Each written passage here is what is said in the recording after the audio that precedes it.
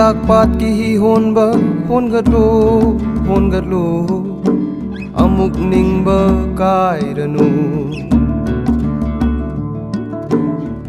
cô đâu hân ba nga lingai nong chup ching ya thang ringai môi rang tu rel yau gani hon gat lo kari amuk waruri warunu karang ithat yau rakle thang ga ching jau phang la ni warunu